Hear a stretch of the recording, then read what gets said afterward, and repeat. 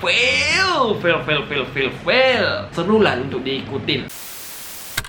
Desain dengan tema cheerful minimalis. Kok subscriber gue berkurang? Sangat tidak terduga.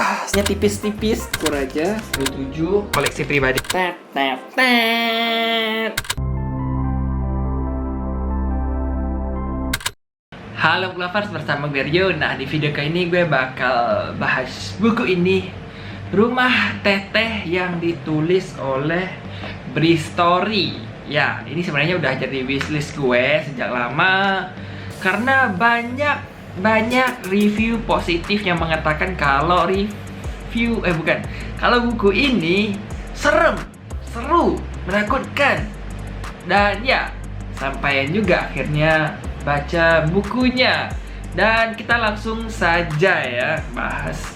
Nah, buku ini berkisah tentang seorang karakter bernama Bri. Ya, itu si penulis sendiri bisa disebutnya.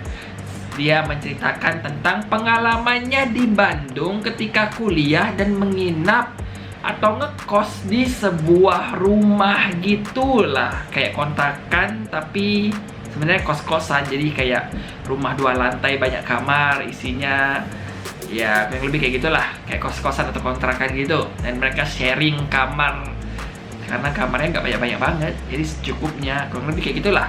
Nah, di rumah tersebutlah muncul kejadian-kejadian aneh, yaitu dari sosok seorang wanita berpakaian terusan berwarna putih dengan motif bunga-bunga. Dan mereka juluki sosok tersebut dengan sebutan Teteh. Nah, ini adalah kisah Bri, pengalamannya selama kurang lebih 2 tahun lebih dikit itulah di sana, di rumah itu. Pengalaman horor ceritanya. Ya udah.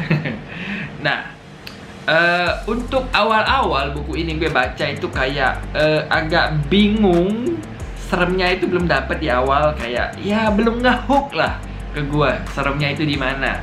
Tapi mulai pertengahan ya itu mulai seru tuh, serem. Beberapa cerita serem banget malah. Tapi di akhir itu kayak langsung meluncur turun lagi. Gak serem dan ya udah datar aja hilang.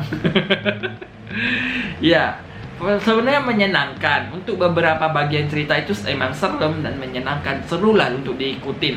Terus penulis juga ada menyelipkan clue-clue, pengen kayak bikin twist gitulah, kayak ngeletakin bagian cerita kalau si karakter ini menemukan atau memperoleh sebuah buku diari misterius, tapi sepanjang cerita nggak diceritain dan di ending baru dibahas tentang diari tersebut. Kayak pengen nge-twist nih, wah kita dikasih satu hal tapi apa nih, muncul dari mana, dapat dari mana, itu kayak gitu-gitu lah, misteri. Dan pengennya kayak nge-twist tapi fail. Yang jelas kita udah tahu sosoknya dengan julukan si Teteh. Terus gue suka juga dengan cerita masa lalunya si Teteh ini, si setan ini yang menghantui. Tapi gue sangat gak seneng dengan narasi, plot, dan jalan ceritanya. Karena pertama nih, gue bingung, si penulis ini ingin membuat novel plotnya itu yang gimana? Apakah plot utamanya itu tentang usaha si karakter Bri ini bertahan 2 tahun di rumah yang berhantu? Jadi kita bakal ngelihat si Bri ini atau si penulis sendiri mencoba berbagai hal biar dia nyaman dan betah tinggal. Atau kedua, dia ingin menyelesaikan masalah rumah berhantu tersebut biar tidak berhantu lagi. Nah, itu plot tuh. Atau ketiga, dia ingin mengungkap misteri di rumah berhantu tersebut. Nah, tapi nggak tahu nih, nggak jelas. Tiga-tiganya ada di sini loh. Kayak awalnya mereka dihantui, mereka nggak tahu dihantui oleh apa. Pokoknya ada sosok wanita aja. Tapi di akhir tuh kayak ketahuan sosok wanitanya. Mereka dijuluki dengan si Teteh. Akhirnya nama aslinya ketahuan juga dari diari tersebut, dari orang-orang sekitar rumah. Nah, itu kayak gitu. Ada plot kedua juga yang disebutin gua, yaitu dimana dia mencoba bertahan gitu loh di rumah tersebut bersama teman-temannya karena murah dan karena nyaman, dengan alasan-alasan murah nyaman. Kayak what? Apa yang lu lakuin biar nyaman gitu loh. Nggak hanya karena, wah rumahnya sejuk ya, nyaman. Kayak, what? Ini rumah berhantu loh. Terus apa usaha lu biar betah? Terus kayak pengen membasmi, nggak membasmi, pokoknya pengen menyelidiki rumah tersebut, apa pengen menyelesaikan rumah berhantu agar tidak berhantu. Kayak ada usaha kayak gitu loh. Mereka mulai mencari tahu, Teteh ini siapa, historinya sejak kapan rumah ini berhantu, terus masa lalunya si Teteh bagaimana, kita bisa ngelakuin apa. Tapi nggak ada penyelesaian. Kayak nanggung plotnya. Terus narasinya nih yang gue nyebelin juga, selalu mengulang-ulang narasi sosok wanita memakai terusan putih motif bunga-bunga. Itu aja terus yang diulang-ulang. Itu terus. Kayak nggak ada cara lain untuk mendeskripsikan si Teteh ini. Kalau nggak pasti, wah tercium wangi bau bunga yang nggak tahu bunganya apa. Terus setiap kemunculan Teteh pasti narasinya kayak gitu. Wah, tercium aroma bunga yang nggak tahu bunganya apa. Tercium aroma bunga yang nggak tahu bunganya apa. Gitu aja terus. Kayak nggak ada tensi horornya, itu nggak dapet. Sebagian besar cerita kayak gitu, maka tensi horornya nggak dapet. Nah, di sisi lain ada juga POV-nya. Gue suka gak suka sih. Awalnya gue suka karena dia mengambil POV orang pertama. Jadi kayak, nama aku Bri, aku tinggal di rumah berhantu bersama teman-temanku. Aku menemukan rumah kos ini karena murah. Jadi sama teman-temanku kita sharing. Lantai bawahnya sebanyak 4 kamar. Jadi kita temenan dan kita ngekos bareng. Dan sebagainya. Gue suka nih dia ceritain dirinya dan teman-temannya. Tiba-tiba berubah dong. Dia ceritain teman-temannya dari sudut pandang orang ketiga. Dan tiba-tiba switch gitu aja langsung sudut orang ketiga yang biasa aja, tapi kayak dia menceritakan dirinya gitu loh. Gimana jelasin? Susah sih jelasinnya. Kayak kalau menceritakan orang ketiga, kenapa nggak orang ketiga dari awal gitu loh? Toh ini kan kumpulan kisah gitu loh, kumpulan hal-hal serem yang terjadi di rumah tersebut dan nggak jelas plotnya apa.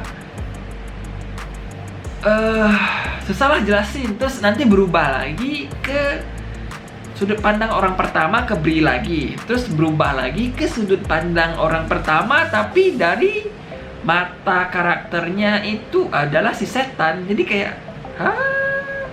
what? Tunggu. Orang pertama, orang ketiga. Maksudnya dia menceritakan teman-temannya, tapi seakan-akan ini kisah orang ketiga semua, dan penulis menceritakan, ya bingung lah. Bingung. Gue sendiri jadi bingung ya. Pengen jelasin gimana. Tapi pokoknya gitulah, POV-nya berubah-ubah, satu ketiga, dan dari mata karakter yang beda-beda. Si karakter utama Bri, teman-temannya satu persatu, dan si setannya. Jadi kayak pengen diceritainnya dari sudut pandang yang mana. Sebenarnya banyak hal lain pengen gue komentarin, cuman ya gitu, kayak gak enak gitu pengen komentarinya. Soalnya ceritanya menjanjikan, cukup seru kalau aja disusun benar-benar berplot. Kalau pilih aja gitu loh, satu plot pasti gitu loh. Satu plot pasti, misalnya usaha si Bri bertahan di rumah kos yang ternyata berhantu. Nah, apa yang dilakukan?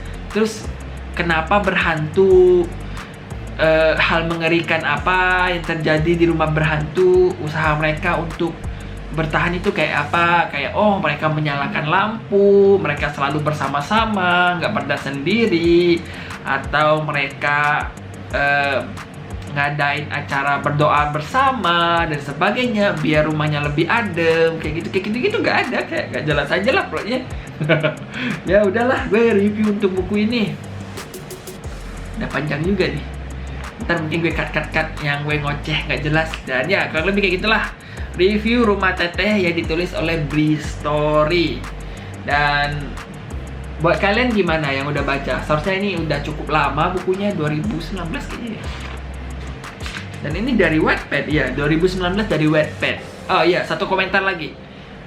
Gue nggak tahu entah kesalahan penulis atau kesalahan penerbit, tapi kalau memang ya bisa dimaklumin lah kalau penulis menulisnya begini karena dia menerbitkan buku pertama. Cuma pihak menerbit itu gak ada usaha untuk mengoreksi gitu, biar ceritanya lebih rapi dan sebagainya. Bahkan yang gue baca KKN di Desa Penari akhirnya dibikin rapi baik dari pihak penulis dan penerbit. Jadi kayak bisa gitu mereka bikin pengalaman horor waktu KKN, sudut pandang orangnya berbeda tapi punya plotnya. Jadi kayak ya bagus, walaupun ceritanya gitu tapi bagus. Kalau ini ya udahlah ya. Nah, sekian dan sampai jumpa. Bye.